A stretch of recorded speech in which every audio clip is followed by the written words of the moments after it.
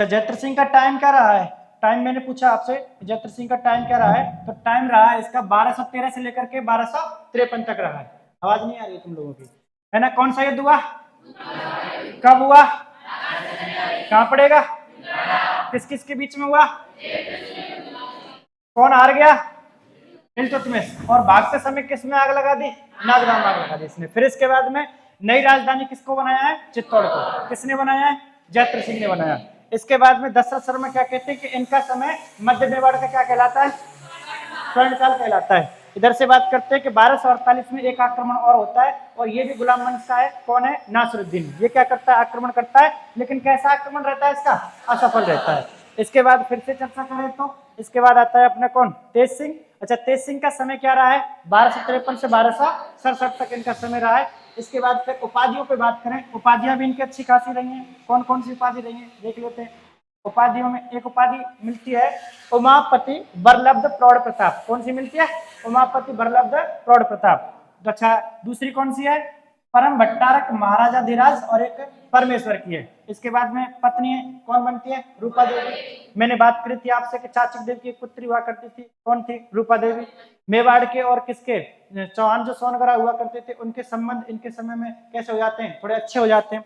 इसके बाद आती है इसकी पत्नी कौन थी? जयतल देवी। जयतल देवी ने कौन से मंदिर का निर्माण करवाया है?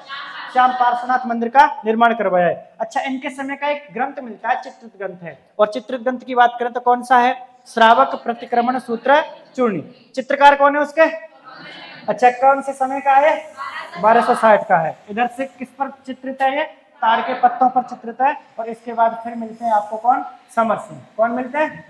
समर सिंह। अच्छा, समर सिंह की बात करें तो फिर कब से कब तक इनका टाइम पीरियड रहा है? 1267 से लेकर के 1302, है ना? दुश्मन की शक्ति का अपरता, जब ये युद्ध किया करते थे तो दुश्मन की शक्ति को अपने आप में समाहित कर लेते थे, ऐसा मानते हैं, है ना? इसके बाद में बात करें तुर्कों से गुजरात का उद्धारक। तुर्कों से किसका? गुजरात का उद्धारक। इधर से मेवाड़ के भी दो उद्धारक मिलेंगे आपको। एक तो कौन मिलेगा? हमीर सिंह सिसोदिया, और दूसरा कौन मिलेगा? भामाशाह। मेवाड़ के उद्धारक के रूप में उनको भी जानते हैं। इसके बाद में फिर आक्रमण होता है 1299 ईस्वी में। कौन करता है? सॉरी, आक्रमण नहीं करता है, ये मैंने कहा था अभियान पर जा रहा था, गुजरात अभियान पर। उस टाइम पर क्या ले लेते हैं? कर ले लेता है। कौन ले लेता है? कर। समर सिंह ले लेता है। समर सिंह क्या ले लेता है? कर। इसके दो पुत्र हैं, एक का नाम क्या है? रावल रतन सिंह, और दूसरे का नाम क्या? रावल कुंभकर्ण। रावल कुंभकर्ण जाता है कहां पर? नेपाल। और कौन से वंश की नींव रखता है? गुलाम वंश की क्या रख लेता है? नींव रख लेता है। इधर से मेवाड़ का शासक कौन बन जाता है? रावल रतन सिंह। अब आगे चलेंगे। आगे की बात करूं तो कैसे? अब शासक बन गया है रावल रतन सिंह। अच्छा, रावल रतन सिंह ये आ गए आपके।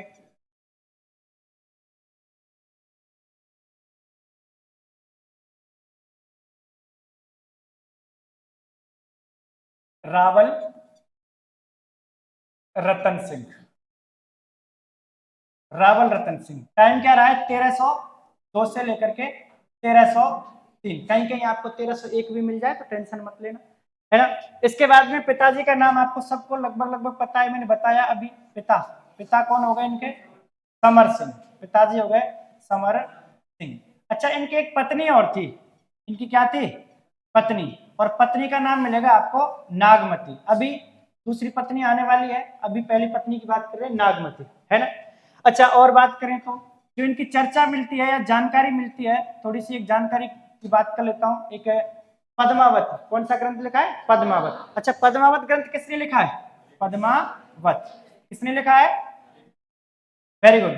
लेखक है इसका मलिक मोहम्मद जायसी। मलिक मोहम्मद जायसी, इन्होंने लिखा है। अच्छा, कब लिखा है ये ग्रंथ? ये भी बात कर लेते हैं। 1540 में। कब लिखा है? 1540 में। 1540 में ग्रंथ लिखा है इन्होंने। तो इसमें थोड़ी सी पद्मिनी की जानकारी मिलती है ना? कुछ इतिहासकार पद्मिनी को कह देते हैं कि नहीं, ये सब काल्पनिक बात है, लेकिन नहीं, फिर भी हम पद्म इसके बात करते हैं पद्मावत के अनुसार, तो जानकारी मिलती है। अच्छा, कैसे कैसे मिलती है देख लेते हैं। ये रहा आपके, एक तो पत्नी है इसकी नागमती हो जाती है। इसका एक पंडित और मिलेगा आपको, है ना? पंडित का नाम याद है क्या? राघव चेतन। क्या नाम है इसका?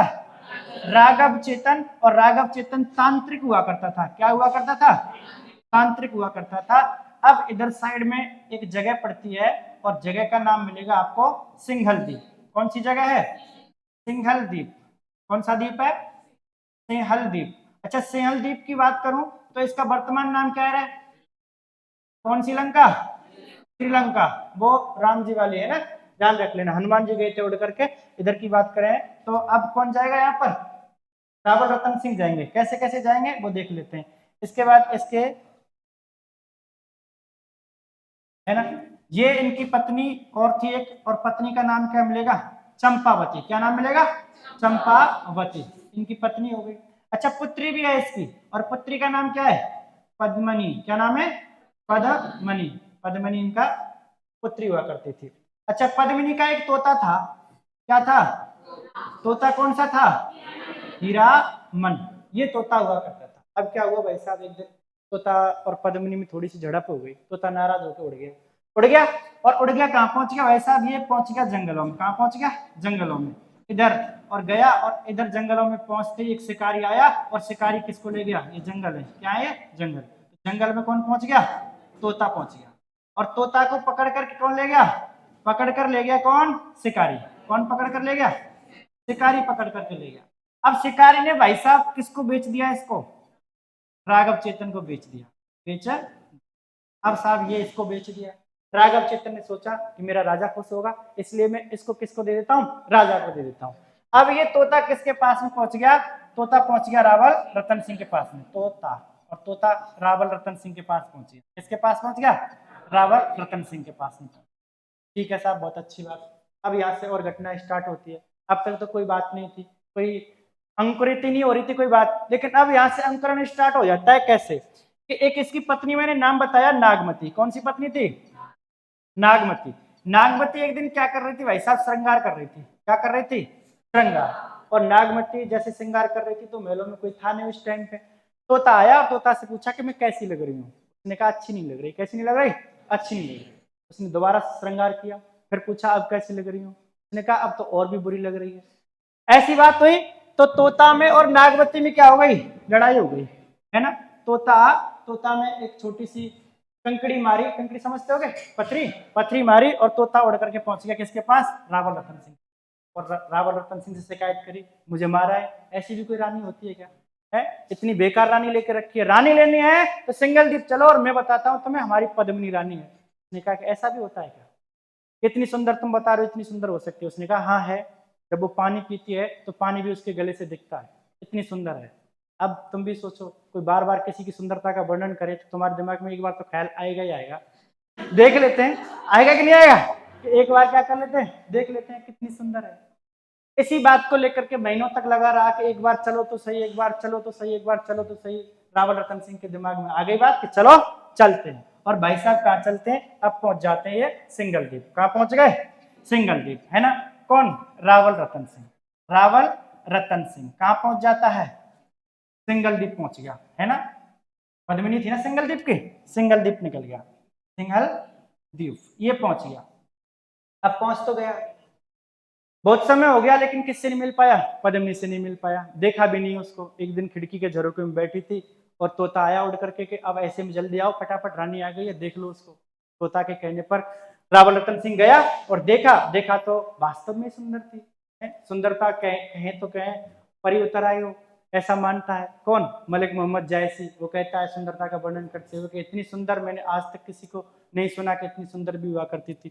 वर्णन करता है इसका। और धीरे धीरे रावल रतन सिंह भाई साहब योगी का वेश धारण कर लेता है। और अब तो कौन प्राप्त करनी है इसको? पद्मिनी प्राप्त करनी है। कि पद्मिनी को लेकर के ही जाऊंगा। बैठ गया, धरना धर दिया उसने, आंदोलन कर दिया, मुझे क्या चाहिए? पद्मिनी चाहिए। अब ऐसा ही हुआ। धीरे धीरे जब इसका पता चला, रावल रतन सिंह का थोड़ा पद्मिनी का ऐसा पता चला सिंगल द्वीप के राजा को, तो उसने क्या करवा दिया? इनका विवाह करवा दिया। क्या करवा दिया? विवाह। रावल रतन सिंह के संग कौन आ गई? रावल रतन सिंह के संग कौन आ गई रे? पद्मिनी आ गई। पद्मिनी का क्या हो गया? विवाह हो गया। अब विवाह करके ले आया किसको? पद्मिनी को। रावल रतन सिंह आ गए, इच्छा की पूर्ति हुई, शादी हो गई उसकी। लेकर के आ रहे थे, जैसे ही लेकर के मेलों में आते हैं, जब शादी होती है तो मुंह दिखाई की एक रस्म होती है, होती नहीं होती है? उल्टा होता है उसमें। क्या होता है? अब तो हम क्या करते हैं कि जो दुल्हन बन के आई है उसको पैसा देते हैं ना, लेकिन पहले राजा था ये, रानी थी वो, तो उल्टा था। क्या उल्टा था? कि रानी दान देगी। कौन दान देगी? रानी। रानी के कर कमलों से दान दिया जाएगा, ऐसा आगाज कर दिया। और प्रजा में ये खबर फैला दी गई कि रानी क्या दे रही है? दान दे रही है। कौन रानी है? पद्मिनी। कौन है रानी? पद्मिनी। इधर ले लेता हूं इस पद्मिनी, ये आ गई पद्मिनी जी, है ना। पद्मिनी जब विवाह करके आए, महलों में आ गए, और महलों में क्या देने लग गए? दान।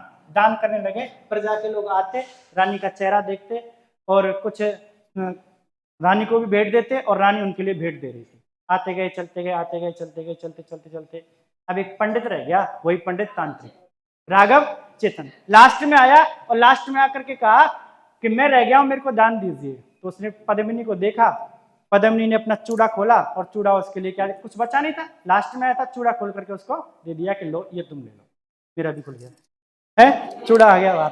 तो क्या हुआ इसमें, जैसे ही पद्मिनी को देखा उसने, राघव चेतन क्या हो गया? मूर्छित हो गया, गिर पड़ा, पानी वानी के छींटे मारे, भाई साहब खड़े हो। रावल रतन सिंह कहता है कि खड़े हो और निकलो यहां से, कि तुम एक तो तांत्रिक हो भाई, तुम भी सोचते हो तांत्रिक को वशीकरण मंत्र वगैरह कुछ डाल दे, ऐसे तैसे तो लाया हूं उसको, वहां से कितनी दूर से लेके आया, और उसको भी कौन ले जाए? राघव चेतन, लफड़ा हो जाएगा। ऐसा नहीं होने दिया। और महलों में जब दान दे रहे थे, तो पंडित राघव चेतन चेतन मूर्छित हो गया भाई साहब, क्या हो गया? मूर्छित हो गया। तो राघव चेतन को महलों से निकाल दिया। महलों से क्या? चित्तौड़ से ही निकाल दिया। कहां से निकाल दिया? चित्तौड़ से। अंटा लगाया चोटी में। किसमें अंटा लगाया? चोटी में। कसम खाई कि जब तक मैं रावल रतन सिंह तुझे बर्बाद नहीं कर दूंगा, चैन की सांस नहीं लूंगा। उसकी बस की बात तो थी नहीं कि वो बर्बाद करे। कहां पहुंच गया? दिल्ली। कहां पहुंच गया? और दिल्ली का सुल्तान कौन है? अलाउद्दीन खिलजी। उसके पास जा पहुंचा, और उसके पास जा पहुंचा तो कहानी सुनाई। अब इसने किसको सुना दी? ये पहुंच गया भाई साहब दिल्ली। ये रहा दिल्ली। क्या है ये? दिल्ली है। और दिल्ली पहुंच गया तो दिल्ली का सुल्तान कौन है? सुल्तान है, ये रहा अलाउद्दीन खिलजी। एक लिख दो, अलाउद्दीन खिलजी। ये था, इसके पास पहुंच गया, और जाकर के वही सुंदरता का वर्णन किया इसने कि तुम्हारी चाहे रानी कितनी भी सुंदर हो, आज तक तुमने बहुत सारी रानियां बनाई है, तुम्हारा बहुत बड़ा हरम है, लेकिन फिर भी कैसी नहीं हो सकती है? पद्मिनी जैसी सुंदर नहीं हो सकती। इतिहासकार कुछ कहते हैं कि वैसा भी काल्पनिक बात है, ऐसा नहीं हुआ था। एक पद्मिनी के पीछे थोड़े ही आक्रमण करेगा अलाउद्दीन खिलजी, कई कारण थे। पद्मिनी साइड में रख सकते हैं, इग्नोर नहीं करेंगे हम उस बात को, लेकिन फिर भी कहीं ना कहीं पद्मिनी एक कारण थी। और कारणों की मैं बात करूं तो भाई साहब देखो, चित्तौड़गढ़ दुर्ग का सामरिक दृष्टि से बड़ा महत्वपूर्ण था। कैसे सामरिक दृष्टि से? युद्ध की दृष्टि से। यदि हम चित्तौड़ पर अधिकार कर लें तो मालवा भी कवर हो जाता है, गुजरात भी कवर हो जाता है, और कहीं ना कहीं अलाउद्दीन खिलजी भारत का सम्राट तो बनना ही चाहता था, तो चित्तौड़ को जीतेगा तो आगे बढ़ेगा। इस तरीके से कहें तो एक कारण तो यह था कि चित्तौड़ का सामरिक दृष्टि से महत्व था। चित्तौड़ का व्यापारिक दृष्टि से भी बड़ा महत्व था, क्योंकि वहां से मालवा क्षेत्र में व्यापार कर सकते हैं, और गुजरात क्षेत्र में व्यापार कर सकते हैं, और इधर अपने मारवाड़ क्षेत्र को भी उससे कहीं ना कहीं पकड़ सकते हैं। क्यों? क्योंकि आगे जाकर के हालांकि जालोर का जो शाखा होगा, सिवाना का जो शाखा होगा, उसको भी जीतेगा वो। उनका ऐसा नहीं था कि वो किसी रानी की वजह से किए गए हों, वो रानी की वजह से नहीं किए गए थे, वो जीते ही थे उन्होंने। वो साम्राज्य विस्तार नीति थी। कौन सी नीति थी? साम्राज्य विस्तार नीति। पर फिर भी कहीं ना कहीं इस कारण को भी मान लेते हैं। अब मैंने कहा कि राघव चेतन जो था, अब यहाँ से घूम घाम करके कहाँ गया? अलाउद्दीन खिलजी के पास आ गया। कौन आ गया? राघव चेतन। राघव चेतन ने पद्मिनी की सुंदरता का वर्णन किया। किस सुंदरता का वर्णन किया? पद्मिनी की सुंदरता का। तो उसके दिमाग में भी ये बात आ गई कि चलो एक बार रानी को देखते तो हैं। एक बार अलाउद्दीन खिलजी गुजरात अभियान पर जा रहा था, और गुजरात अभियान पर जाते समय तो उसने रास्ते में सोचा क्यों ना एक बार किससे मिल लूं? रावल रतन सिंह से मिल लूं। इस बहाने से किसको भी देख लेंगे? पद्मिनी को भी देख लेंगे। और ऐसा ही हुआ। अब पहुंच जाता है भाई साहब, ये कहाँ पहुंच गया? ये पहुंच गया रावल रतन सिंह के महल, यानी कि चित्तौड़गढ़। कहाँ पहुंच गया? चित्तौड़गढ़। और ये तो है रावल रतन सिंह के महल। रावल रतन सिंह के महल किसके महल है? रावल रतन सिंह। और यहां पर बनाया हुआ था किसका महल? पद्मिनी का महल। किसका महल था? पद्मिनी महल। ये बना हुआ था। अब यहां पर एक खिड़की रखी थी उन्होंने, किस बात के लिए है? किस बात के लिए? ताकने झांकने के लिए है? अरे राजा थे भाई साहब, तो रखेंगे निगरानी के लिए भी, हवा के लिए भी, ठंडी ठंडी हवा है इसके लिए खिड़की रखी थी। जरूरी थोड़ी कि ये कि ताकना झांकने रहे हैं। तो क्या हुआ भाई साहब, यहां पर आ गया कौन? अलाउद्दीन खिलजी, है ना। कौन आ गया? अलाउद्दीन खिलजी। और अलाउद्दीन खिलजी का स्वागत किया किसने? रावल रतन सिंह। चाहता तो नहीं था, लेकिन हमारी संस्कृति कहती है कि कोई दुश्मन ही क्यों ना हो, हमारे घर पे आए तो क्या करेंगे? स्वागत करना है। किया स्वागत। खाना वाना खिलाया उसको। उसने कहा जाते जाते कि जा तो रहा ही हूँ, क्यों ना एक बार पद्मिनी को थोड़ा सा दिखा दो। उसने कहा नहीं, हमारे यहाँ स्त्रियों को कौन दिखाता है। उसने कहा अनुनय विनय किया कि भाई एक बार दिखा दो, ऐसा नहीं है। उसने कहा ठीक है चलो एक बार दिखाते हैं। पास नहीं आएगी, दूर से देखना। और कहाँ देखना, एक ये यहाँ पर एक जल का पात्र रखा हुआ था, है ना, यहाँ से पद्मिनी की इधर आएगी परछाई, और परछाई यहाँ पे शीशा है, यहाँ पर क्या है, शीशा लगा हुआ है, कांच लगा हुआ है, और इस जगह पर क्या करेगी परछाई, उसमें देखना है तुम्हें। उसने कहा ठीक है एक बार दिखाओ तो सही। दिखाया, दिखाया तो भाई साहब अलाउद्दीन खिलजी देखते ही पद्मिनी को क्या हो गए, मूर्छित हो गए। ये भी मूर्छित हो गया। उसने कहा कि ब्राह्मण सही कहता था कि सुंदरता तो है। मान लिया। अलाउद्दीन खिलजी को खड़ा किया कि भाई साहब टाइम हो गया निकलने का, जाइए आप। और अलाउद्दीन खिलजी को लेकर के यहाँ से विदा करने जा रहा था।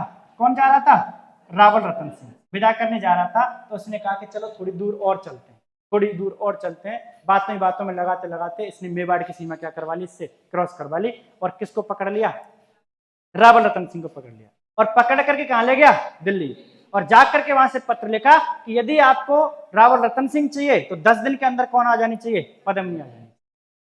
देखते ही चित्तौड़ में हाहाकार मच गया कि राजा को पकड़ कर अलाउद्दीन खिलजी राजा के घर से ले गया। बड़ी बात हो गई, ऐसा तो नहीं होना चाहिए था। कहाँ गए थे गोरा और बादल। उसने कहा कि उन्होंने कहा था कि तुम यहीं पे रहो, बस आता हूँ लौट करके। आज तक लौट के नहीं आए। अब पत्र आया उसके पास में, गोरा और बादल ने पढ़ा, देखा, पद्मिनी को साइड कर दिया उन्होंने कि तुम यहाँ पे रहो, चर्चा अब हम करेंगे। अब जो भी बात करेंगे, पत्र का जो व्यवहार करेंगे, पत्र जो हम भेजेंगे, संदेश जो भेजेंगे, अब हम भेजेंगे, आपको कुछ नहीं करना है। पद्मिनी साइड हो गई है। अब कौन आ गए, गोरा और बादल। कौन कौन आ गए, गोरा, गोरा और कौन था, बादल। अच्छा, एक गोरा और बादल जो थे वो क्या थे, देखो एक तो पद्मिनी थी, तो पद्मिनी का चाचा था ये। कौन था, चाचा। क्या था, चा और चा। इधर से ये कौन था, बादल। ये क्या था, भाई। दोनों थे। ये उसके अंगरक्षक हुआ करते थे, किसके, पद्मिनी के। क्योंकि चाचा और भाई है, अच्छे से सेफ्टी कर सकते हैं। इतने साल वहां पर सेफ्टी करी है तो थोड़ा यहाँ भी कर लेंगे। तो सेफ्टी के मतलब से किनको रखा था, गोरा और बादल को। वीर योद्धा भी थे आपस में, दोनों के दोनों। बनती भी अच्छी थी, चाचा और वो थे भतीजा थे, लेकिन बनती अच्छी थी इन दोनों की। दोनों साथ में लड़ा करते थे। अब साहब पद्मिनी के गोरा और चाचा। अच्छा, एक प्रथा और आती है ना, प्रथा कौन सी है, एक तो ओलुंदा। ओलुंदा, ओलुंदा समझते हो, ओलुंदा। इन दोनों को ओलुंदा कहा गया है, क्यों, क्योंकि जब किसी लड़की की शादी होती है तो शादी में लड़के को भेजेंगे तो उसको बोलेंगे ओलुंदा, और यदि किसी लड़की को भेजेंगे तो उसको क्या बोलेंगे, तो उसको क्या बोलेंगे, डावरिया, है ना। डावरिया, क्या बोलेंगे, डावरिया। डावरिया, लड़की का विवाहिता के साथ जाना, विवाहिता के साथ जाना, साथ जाना, वो क्या होता है, वो होता है डावरिया। साथ जाना क्या होता है, लड़की जा रही है तो डावरिया, और लड़का जा रहा है तो क्या होगा, ओलुंदा। ये बात थोड़ी सी चर्चा में रख लेना, याद रख लेना। गोरा और चाचा, इन्होंने पत्र व्यवहार कैसे किया, देखिए। गोरा ने पत्र भेजा, ये पद्मिनी साइड में हो गई है। इसका ये केवल थोड़ी सी जो बात मैं कह रहा हूँ, ये थोड़ा इंटरेस्टिंग पॉइंट्स और समझाने के लिए कह रहा हूँ, ऐसा नहीं है कोई अलग अर्थ निकाले इसका, इसीलिए मैंने पद्मिनी को साइड में कर दिया। तो गोरा और जो बादल हुआ करते थे, उन्होंने पत्र किया, भेजा कि अलाउद्दीन खिलजी जी, हम भी परेशान है चित्तौड़ से। किससे परेशान है हम, चित्तौड़ से। मैं आना चाहती हूँ कहाँ पर, गोरा कह रहा है इस बात को, मैं आना चाहती हूँ कहाँ पर, दिल्ली। सुल्तान, तुम दिल्ली के सुल्तान हो, ये कहाँ छोटा सा राजा, तो मैं तुम्हारा क्या बनना, मतलब तुम्हारे साथ रहना चाहती हूँ। ये व्यवहार कौन कर रहा है, ये गोरा कर रहा है, पद्मिनी नहीं है। कहीं आप अर्थ निकाल लो पद्मिनी से, नहीं, बिल्कुल नहीं है। ये तो केवल उसको भ्रमित करने का तरीका है। किसको भ्रमित करने का तरीका है, अलाउद्दीन खिलजी को। गोरा ने पत्र की भेजा किसके लिए, अलाउद्दीन खिलजी के लिए, कि मैं आने के लिए तैयार हूं, लेकिन मैं अकेली नहीं आऊंगी, मेरे साथ 1600 रानियां और आएंगी। उसने कहा कि बात बन गई। अब तो सेनापति भी तैयार हो जाएंगे, क्योंकि एक एक अपने बांट लेंगे। क्या करेंगे, तो इतनी रानियों को तो वो रखने से रहा। तो उन्होंने क्या किया, ऐसा कर लेंगे, विचार आ रहा है उनके माइंड में। अब तो पैक पे पैक और जान पे जान किए जा रहा है। कौन, अलाउद्दीन खिलजी क्या कर रहा है। अब तो कौन आ रही है, पद्मिनी आ रही है, लेकिन पद्मिनी की तो वहां पर शकल नहीं पहुंची थी भाई साहब। कौन गया था, गोरा। अरे नाम भी इसका इसलिए पड़ा था गोरा, क्योंकि बहुत गोरा था, और श्रृंगार किसका धारण कर लिया इसने, पद्मिनी का। और एक जब पालकी जाएगी तो उसने कहा कि 1600 रानियां जाएंगी, यहाँ से एक पालकी में कितने आदमी लग रहे हैं, एक तो यहाँ पर बैठने वाला है ना, ये हो गया, और इसको ले जाने वाले दो दो 5, यानी कि 2 ये हो गए, 2 ये हो गया, और एक ये हो गया 5। कुल मिलाकर के 5 एक पालकी में जा रहे हैं, है ना। और रानी कितनी है, 1600। तो 1600 को गुणा कितने से कर दूं, 5 से कर दूं, 16 पंजे 80, मतलब कितने हजार सैनिक हो गए? 8,000 सैनिक हो गए। कितने सैनिक हो गए? 8,000 सैनिकों ने कूच किया, कहां पहुंच गए? दिल्ली। जैसे दिल्ली पहुंचे और दिल्ली पहुंच करके अलाउद्दीन खिलजी के लिए खबर पहुंचा दी कि पद्मिनी आ गई। दिल्ली में एकदम से बहुत जोर से शोर हो गया कि पद्मिनी आ गई, पद्मिनी आ गई। देखने के लिए लोग ललायत होने लगे कि कैसी होगी पद्मिनी, जिसने अलाउद्दीन खिलजी मतलब उससे विवाह करना चाहता है, उसको लाना चाहता है, अपने पास में रखना चाहता है, कैसी होगी वो? इतनी सुंदरता के उसके परचम हुआ करते थे। तो अब कौन उतरता है भाई साहब? गोरा। गोरा किससे उतरता है? पालकी से उतरता है गोरा। तो गोरा कहता है, गोरा गोरा था, अच्छा गोरा था, श्रृंगार किए हुए था, तो पद्मिनी को भी मतलब एक साइड में कर दिया था उसने अपनी सुंदरता से। अब रावल रतन सिंह जो था, उससे थोड़ी सी वार्ता करनी थी गोरा को। वार्ता क्या करनी थी आप भी समझते हैं, क्योंकि पद्मिनी तो आई नहीं है। तो गोरा किससे वार्ता करना चाहता है? रावल रतन सिंह से। संदेश भेजा अलाउद्दीन खिलजी के लिए कि भाई वो क्या करना चाहती है, थोड़ा सा रावल रतन सिंह से वार्ता करना चाहती है। उसने कहा करने दो, क्या दिक्कत है, पर जल्दी कराओ फटाफट, इतना टाइम नहीं है हमारे पास में है। और टाइम नहीं इतना, तो उन्होंने क्या किया, गोरा और किसको मिलाया? बादल को मिलाया रावल रतन सिंह से। किससे मिलाया? रावल रतन सिंह। रावल रतन इससे मिलाने के लिए ले जाते हैं। ले जाने के लिए तो रावल रतन सिंह एकदम से झल्ला करके बोला, तुम्हारी जरूरत क्या थी आने की, इज्जत है हमारी। इधर से बोलता है कौन? बादल। वो टेंशन मत लो, देखो तो सही, देखो तो सही। देखा तो कौन निकला वहां पर? गोरा निकला। उसने कहा कि तुम कैसे? उनका अब आप ऐसा करिए, जो पालकी मैंने छोड़ी उस पालकी में आप घुस जाइए, बाकी का मैं अपने आप संभाल लूं। गोरा और बादल 8,000 सेना के साथ में उसको तो निकाल देते हैं रावल रतन सिंह को, और 8,000 सेना के साथ में लड़ते हैं और भयंकर तरीके से युद्ध होता है। उस युद्ध में कौन शहीद हो जाता है? गोरा शहीद हो जाता है, और वीर गति को प्राप्त हो जाता है। कौन? गोरा वीर गति को प्राप्त हो जाता है। फिर इसके बाद में आ जाता है, और आने के बाद में रावल रतन सिंह चित्तौड़गढ़ पहुंच जाते हैं सकुशल, कोई दिक्कत नहीं है। और रावल रतन सिंह चित्तौड़ पहुंच गए। उधर रावल रतन सिंह कहां पहुंच गए? चित्तौड़ पहुंच गए। और इसके बाद में अब पता चलता है किसको? अलाउद्दीन खिलजी को, कि भाई साहब तुम तो पद्मिनी की बात कर रहे थे, यहाँ तो रावल रतन सिंह भी नहीं है। रावल रतन सिंह को भी निकाल करके कौन ले गया? गोरा, बादल ले गया। गोरा तो मारा गया, कौन ले गया? बादल ले गया। कहां पर आ गए? चित्तौड़ आ गए। अब चित्तौड़ की घटना क्या है? अब चित्तौड़ की घटना यह है कि अब रावल रतन सिंह पर आक्रमण करेगा कौन? अलाउद्दीन खिलजी। कैसे आक्रमण करेगा? देखिए, यह है आपका चित्तौड़। क्या है ये? चित्तौड़। क्या है ये? चित्तौड़। चित्तौड़ है। शासक कौन है इसका? शासक है रावल। और रावल कौन है? रतन सिंह। रावल रतन सिंह जी इसके शासक हैं। यह है दिल्ली। ये क्या है? दिल्ली। इधर हो गई दिल्ली, और दिल्ली का कौन है? अलाउद्दीन खिलजी। सुल्तान, सुल्तान है अलाउद्दीन खिलजी। अलाउद्दीन खिलजी आक्रमण करता है और सेना लेकर के आता है ये। और सेना लेकर के आया, कब इसने घेरा दिया? तो घेरा दिया चित्तौड़ का, ध्यान रखना थोड़ा सा एक बात है, ये 28 फरवरी को और जनवरी को, 28 जनवरी और 28 जनवरी 1303 को। कब घेरा दिया इसने? घेरा दिया 28 जनवरी 1303 को। किसका घेरा दिया? चित्तौड़ का। चित्तौड़ को इसने घेर लिया। अभी थोड़ी देर पहले मैंने बताया, गुस्सा आया हुआ है कौन? अलाउद्दीन खिलजी। अलाउद्दीन खिलजी ने चित्तौड़ को घेर लिया, लेकिन चित्तौड़ को ऐसे जीत पाना मुमकिन नहीं था। प्रयास किया उसने, बार बार प्रयास किया, नहीं हो पाया। अब उसको लगा कि बारिश वाले दिन आ गए, अब चित्तौड़ को जीतना मुश्किल हो जाएगा, इसलिए अब क्या किया जाए? आक्रमण किया जाए, है ना। अब आक्रमण कब करता है? तो आक्रमण होता है वैसा आक्रमण, और आक्रमण हुआ 26 अगस्त। कब हुआ? 26 अगस्त 1303 को। कब हुआ? 1303 को। जिसकी बात करें आक्रमण हुआ, तो रावल रतन सिंह ने क्या किया? केसरिया। किसने? केसरिया किसने किया? रावल रतन सिंह ने। और जब लगा पद्मिनी को के नहीं जीत पा रहे, तो ऐसी स्थिति में 1600 जो हुआ करती थी रानियां, जो हुआ करती थी वहां पर, उन रानियों के साथ में जौहर कर लेती है। और जौहर कौन कर लेती है? पद्मिनी, है ना।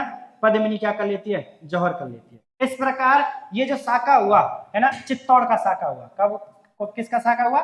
चित्तौड़ का प्रथम साका। चित्तौड़ का कौन सा साका है? प्रथम साका हुआ। और चित्तौड़ का प्रथम साका आपसे पूछे तो 1303 को, और मैंने डेट भी यहाँ पर लिखी है, आप चाहें तो इसको भी याद रख सकते हो। इस प्रकार से क्या हुआ? चित्तौड़ का साका। मैंने आपको बताया था कि एक अलाउद्दीन खिलजी ने रणथंभौर पर आक्रमण किया था ना, हमीरदेव चौहान हुआ करते थे वहां पर साका। राजस्थान का पहला साका पूछे तो आप बताएंगे कौन सा? रणथंभौर का साका। है ना। इधर से बात करें चित्तौड़ का प्रथम शाखा पूछे तो 1303 का, है ना। जौहर करने वाली कौन थी? पद्मिनी, और प्लस में जो रानियां थी 1600 रानियां क्या कर लेती हैं? जौहर कर लेती हैं। इस प्रकार से आपका रहा चित्तौड़। और चित्तौड़ का अंतिम शासक यानी कि रावल जो था अंतिम शासक रहा, वो कौन रहा? रावल रतन सिंह। रावल शाखा का है ना, अभी नहीं हुआ है, अभी तो और आएंगे। 1326 में जीतेगा कौन? हमीर सिंह सिसोदिया जीतेगा, जिसको विषम घाटी पंचारण की उपाधि मिली थी, है ना, जिसको मेवाड़ का उद्धारक कहा जाता है, वो भी मिलेंगे। लेकिन ये बात रही आपके चित्तौड़ के रावल शाखा की, है ना। ठीक है, लिखो एक बार के लिए।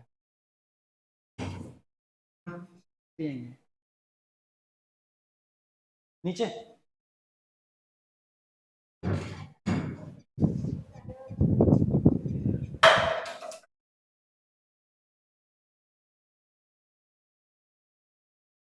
हो गया है, तुम्हें तो बहुत टाइम लगेगा इसमें लिखने में।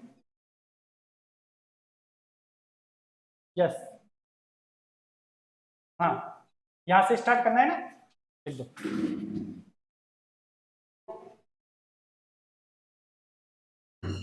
हाँ हाँ, कर दिया क्लोज। हाँ बुला दो, कर दो ये तो।